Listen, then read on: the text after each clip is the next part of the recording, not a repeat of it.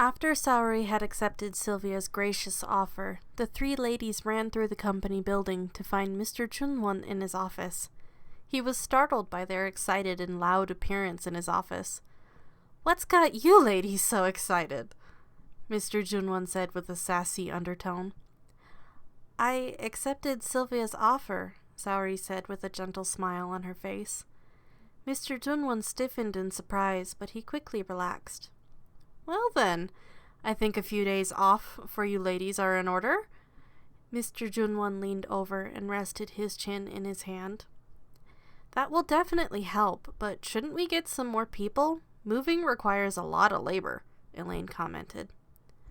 Silvia touched her hand to her chin, pondering what people they could possibly ask to help.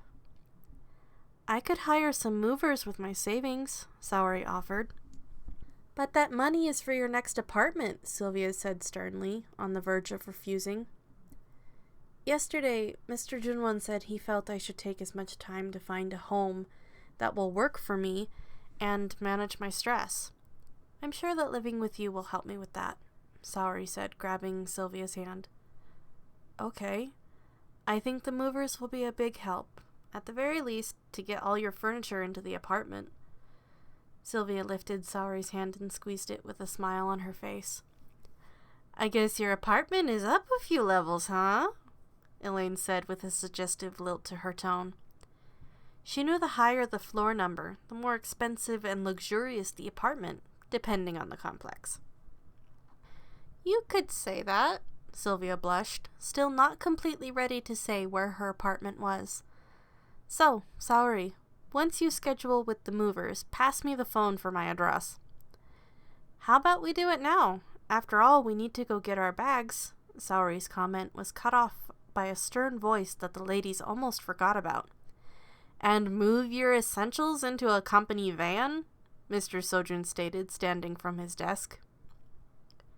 "Right, sir," Saori said quietly, still not used to him encouraging her to use company property at this time. With that, the designers left the room and collected their things.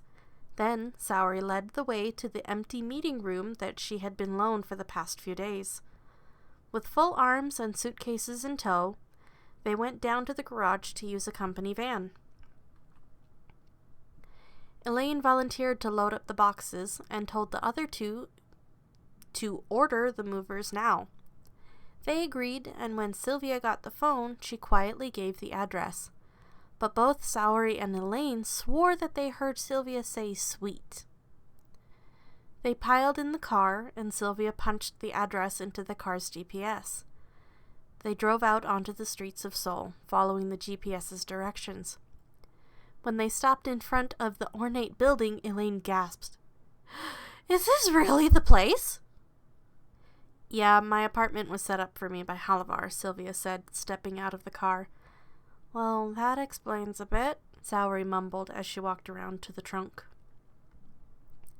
Just then, a man in an employee suit came over. "Miss Della Allure, this is the first time I've seen you arrive in a car. Would you like me to valet it for you?" Well, since I'm helping move a friend into my apartment, yes. I would appreciate you taking the van to the parking lot," Silvia said kind of awkwardly. "Oh, and when you're done with that, can you let the front know that a moving truck should be arriving before evening? Just send them up to my apartment." "Of course, Miss Della Allure," he said with a bow, elegantly accepting the keys from Saori. Once he was gone, Elaine spoke with wide eyes. "Wait, why does your apartment complex have a valet?" Silvia chuckled awkwardly. "The lower floors are managerial and cafes or restaurants. The middle floors serve as a hotel, and the top floors are apartments. The valets take cars for residents and hotel visitors." Saori and Elaine just stared in shock as they walked through the lobby to the elevators. This building screamed of simple elegance and quiet luxury. The white walls were graced with gold vine patterns and flowers. The decorative pillars of ivory-colored stone added a layer of class that could make anyone feel out of place. The polished tile floors sparkled with the reflections of the lights above. Once inside the elevator, Silvia carefully kept the others' attention off the floor buttons as the mechanism carried them up to the tower. She kept the conversation lively and stood between the other ladies and the floor buttons. She was still a little apprehensive about their reaction to the apartment and needed the extra minute to prepare herself. Silvia glanced down and was grateful the elevator was placed inside the building, preventing riders from seeing the outside, because for her, seeing the height increase as you climb the tower left her stomach in knots. The bell finally dinged after what felt like an eternity. The ladies walked out of the elevator and were somewhat surprised to see a single door in front of them, and only a service elevator down the small hallway that all the elevators connected to. "Well, we're here," Silvia said as she walked forward with a large box in her arms. "Welcome to Halavar's Royal Dragon Penthouse Suite. 6 bedrooms, 7 bathrooms, a rec room, a gym, and more. Completely furnished," Silvia said with a sigh as she put the box down on one of the entry room couches. "Huh?" Saori and Elaine exclaimed in sync. Saori's legs buckled in shock, and she dropped to the floor at the sheer level of generosity. Saori regained strength in her legs when she remembered Silvia saying she was lonely. "Yeah, I expected that," Silvia nervously giggled and blushed. "The head of the board of directors gave me this apartment for my time in Korea. I guess she really likes me."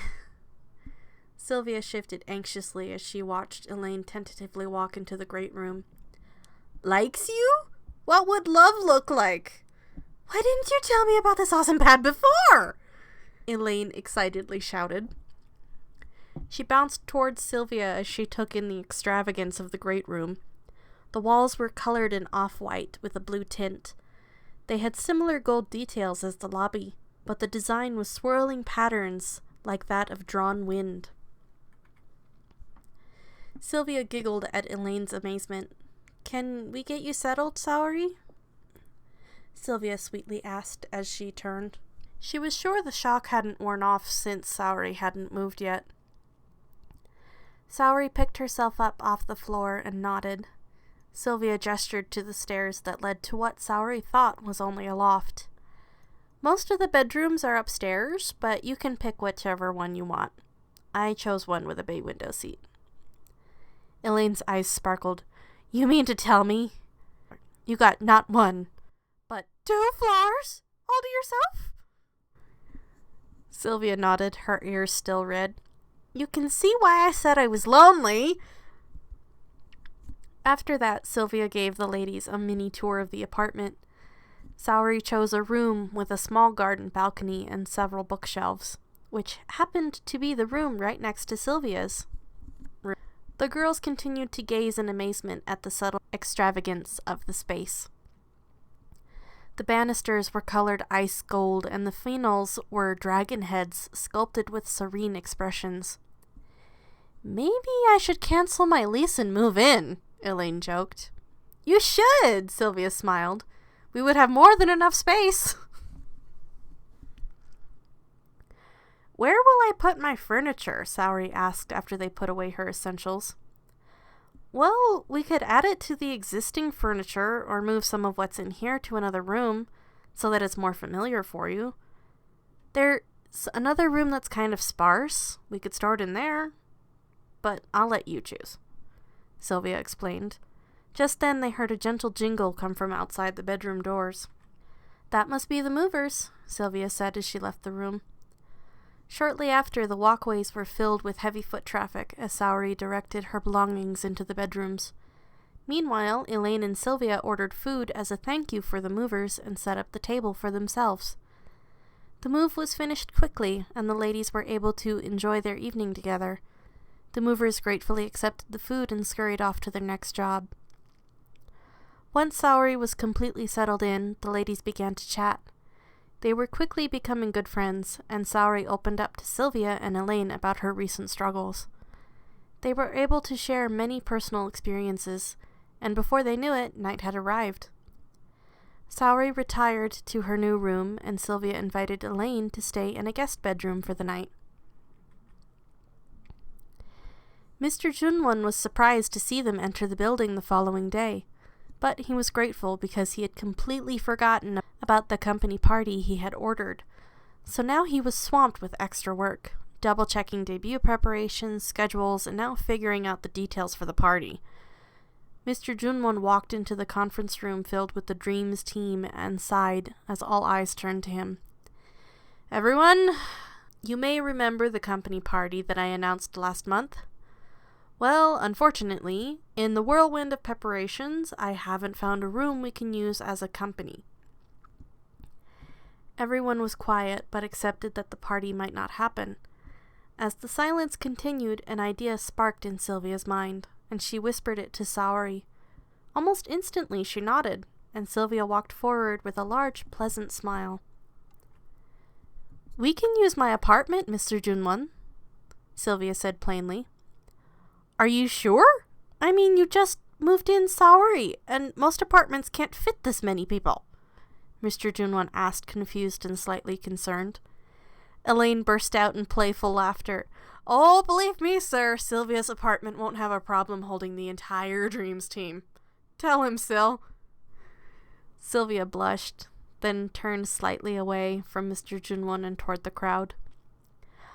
"My apartment was a gift from Halavar and is an over 500 square meter penthouse suite.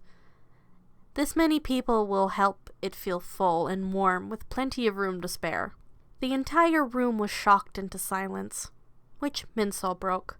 "How did you keep this information to yourself?" "1, nobody asked. 2, it's a bit much for my style," Silvia said playfully. Sojun chuckled and Sol cackled. "Could have predicted that," Alexei jabbed at Sol with a smirk. "Well, the party is meant for tomorrow, right? Shall we discuss meals?" Silvia asked excitedly, and the whole room agreed. "Oh, but absolutely no alcohol!" The room was shocked by her declaration, but did not argue. Silvia moved aside, beaming as everyone discussed what they should do for food. It didn't take long for everyone to agree on a split of catering and homemade potluck. With that, Mr. Junwon emailed everyone the address before joyfully hollering to the room, "Anyone who is planning on cooking for the party, you've got tomorrow off. Make the food delicious." The whole floor was filled with joy, and everyone wrapped up the last of their work for the debut and clocked out on time for a change. Elaine chose to accompany Silvia and Saori home, partially to help keep them comfortable, and because she wanted girl time. It was party time, and the designers had set up the great room to receive everyone. Whispers had spread, and the workers had begun an unofficial contest to see who could cook the best meal for the party. The team started arriving a little late because no one knew how long the elevator ride would be. As Silvia welcomed people in, Saori helped them set up the food in the kitchen and on the dining room table. Everyone asked about the 3 covered baking trays sitting on the dining table, but Saori and Elaine just sighed and said, "Silvia will explain." Once everyone had arrived, conversation filled the suite. Silvia greeted everyone at once, acting as a proper hostess. "Thank you all for filling this place with so much warmth and love. I've heard some asking about the baking trays on the table. Well, I made a traditional Mexican meal that I learned to make with my mother. They're called tamales. I hope everyone enjoys them, since I had to improvise a little. Have fun tonight, but remember this is Saori's and my home, so be nice to the place." "Yes, Sol, I'm talking to you," Silvia playfully warned and earned chuckles from the crowd. She then pressed play on the audio system for some low-volume dance music before she joined them. Rather quickly, Sojun and the others pulled Silvia to the corner where they were eating together. They all had one of Silvia's homemade tamales. Sojun moved closer to Silvia and asked, "What improvising did you have to do?" "I had to substitute the seaweed for the corn husk shells, and I had to make my masa from scratch," The masa is the dough that is holding the meat, Silvia explained as she took a bite from the tamales she grabbed for herself. Of course, I wouldn't have been able to finish if not for Saori and Elaine's help last night, and this morning. No kidding, but it was so hard to sleep with that smell filling the apartment. Honestly, I had to convince myself that sneaking a taste would be theft. Elaine playfully whined as she hugged Silvia lazily. They were worth it, though. So yummy, Saori said as she hungrily bit into her second tamale. The warmth in her stomach filled her face as she smiled. It's good to see you with a smile on your face, cuz, Sojun said happily, watching Saori eat, before taking a bite of the food on his own plate. Wait, cuz? As in cousin? Alexei asked, confused. Saori swallowed the food in her mouth before she asked, Did we never mention that? It's not their fault you don't pay attention, Sol grinned mischievously. Alexei choked on his bite of tamale, red-faced as he tried to summon a retort.